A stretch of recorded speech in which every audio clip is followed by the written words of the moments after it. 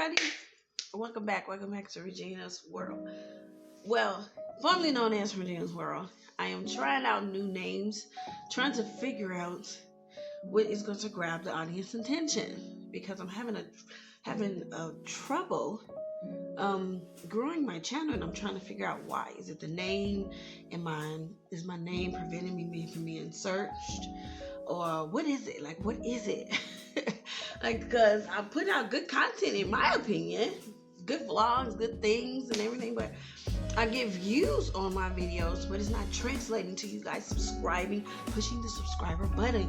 So if this video reach you, please push the subscriber button and join the family. Help me grow this channel. Help me grow this channel. This is 5 months in the year already. No, 6 we're in June. Almost 6 months in this channel, and I have not got any new subscribers. That is a problem. So help me grow this channel. I'm trying hard, but it's up to you guys to subscribe. So please subscribe, okay? Subscribe. Anyway, this is a story time. I love doing story times. And this is, as you see the title, Let's Talk About Sex. Let's talk about sex.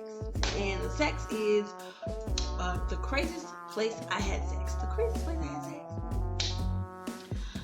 sex. So if you're interested into this story time or convo or whatever, informational video, whatever you want to call it, stick around, like, comment, share, subscribe. Okay? And we're going to get right into it.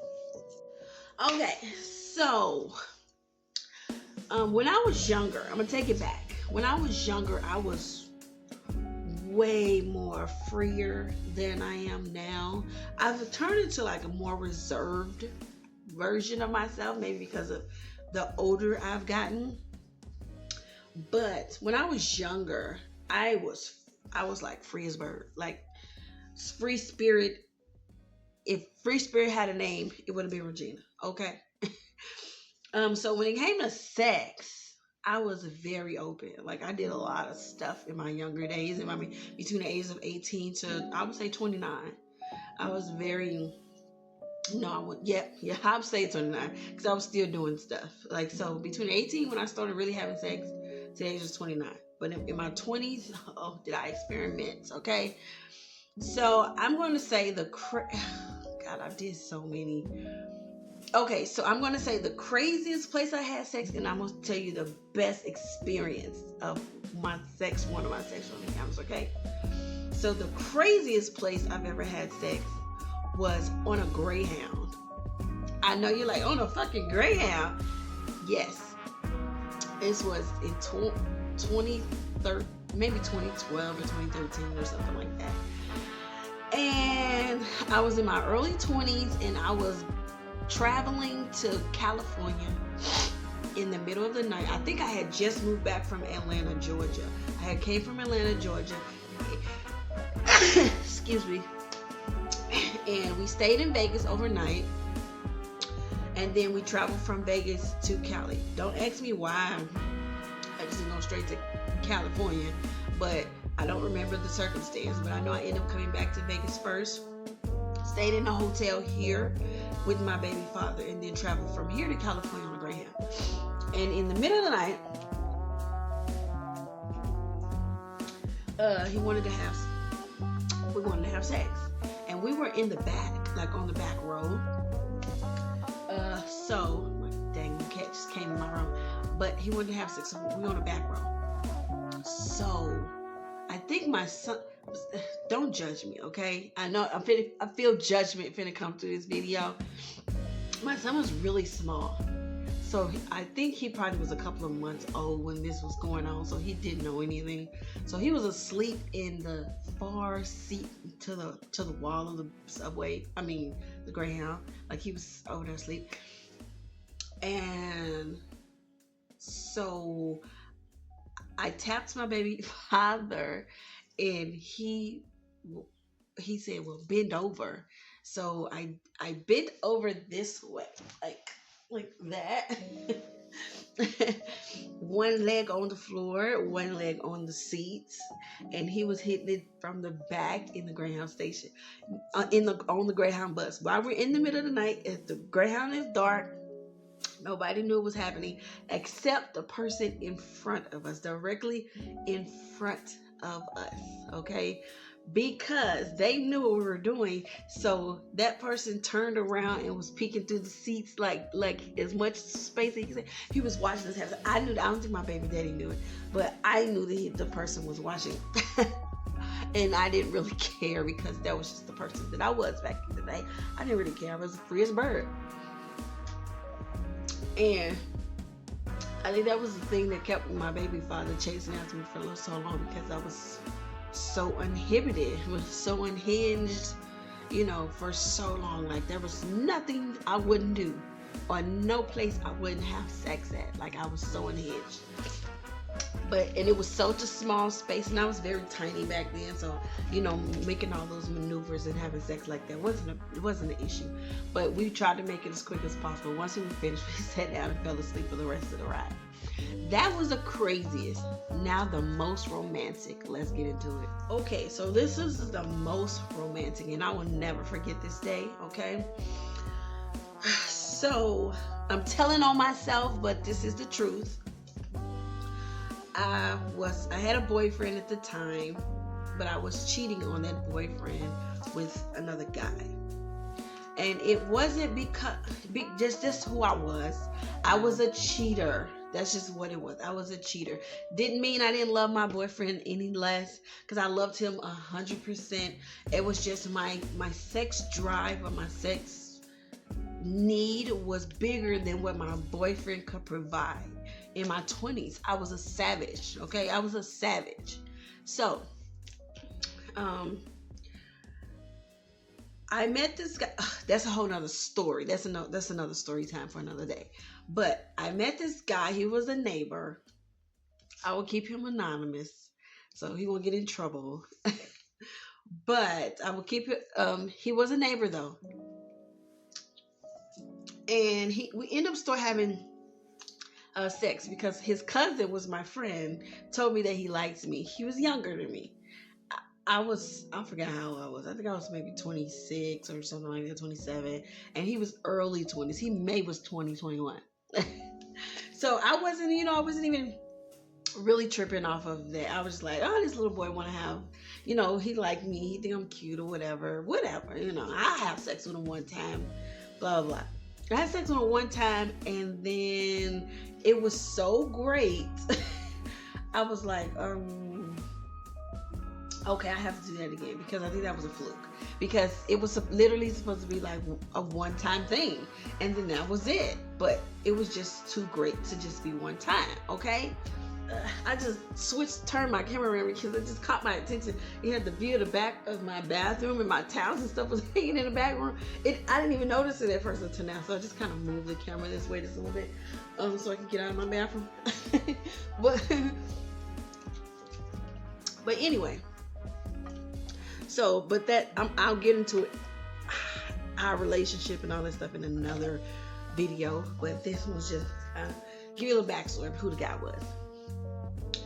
So our relationship I guess you could say I was seeing them both at the same time. My boyfriend at the time worked overnight. What did he work overnight? Well, he worked really late, and he got off really late. Like, so I think he came home like 1 o'clock or something in the morning.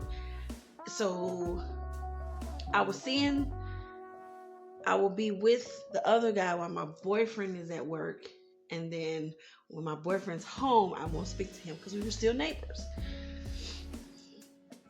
So we had a lot of different me and him had a different kind of relationship. It was like a sexual relationships, but we had feelings. I grew real mad feelings for him.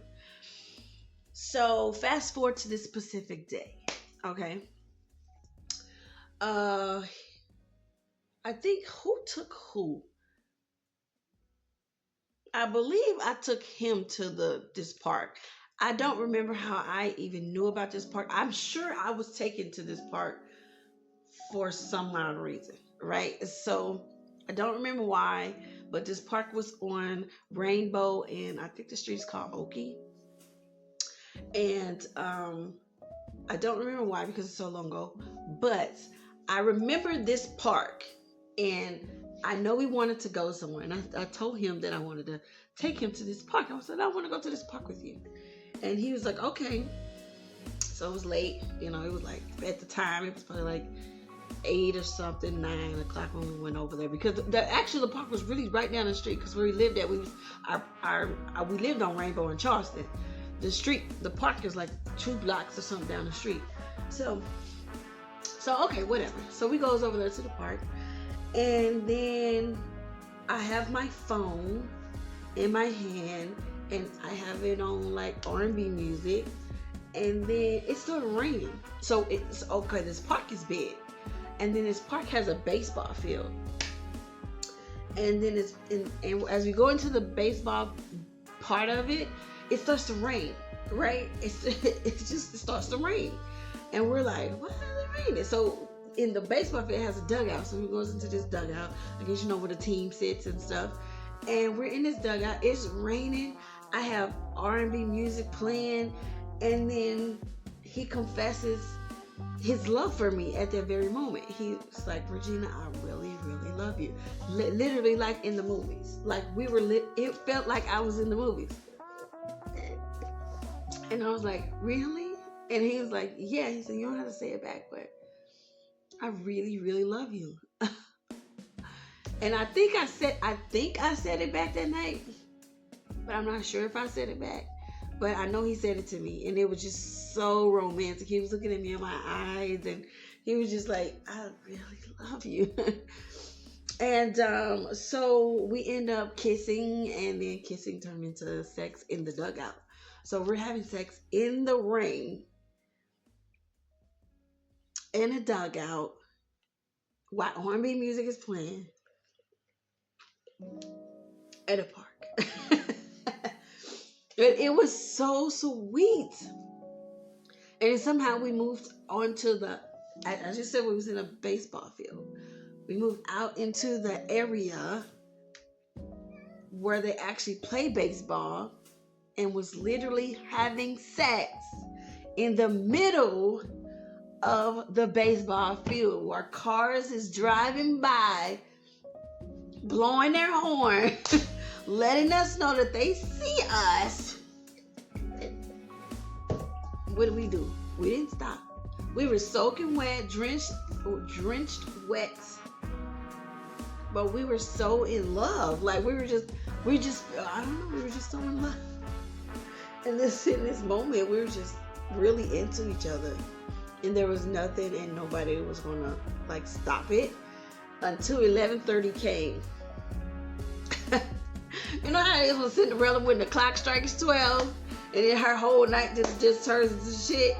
That's how it was for me. And I was like, was it like 11:30 came, or 12, or whatever time it was? I knew I had to start getting home. I had to get home, get changed, get showered, get into bed. Like, I've been there all day and wait for my boyfriend to come home. But it was so hard to say goodnight to him, because he was such a sweet person. Like, I still know him to this day, and I still communicate with him every now and then to this day. And I was thinking about him today as I was driving home, and I decided to make this video about him. So I saw him maybe like a month ago. Can't say what we were doing or anything like that, but I saw him like a month ago. But shout out to him, because he know who he is. Shout out to his cousin, because I love her, and thank you for making me meet your cousin, because we still is cool to this day. We did not have like a tumultuous ending or anything like that. We're still cool to this day. But what ended our connection with each other? He ended up going to California, and I didn't know I was attached to him. See, this is a part of the video I can't say, because that's for another video. Anyway, that night ended. I had to kiss him goodbye, then put on the girlfriend hat, go take a shower, go in the house, and act like I've been at home all day.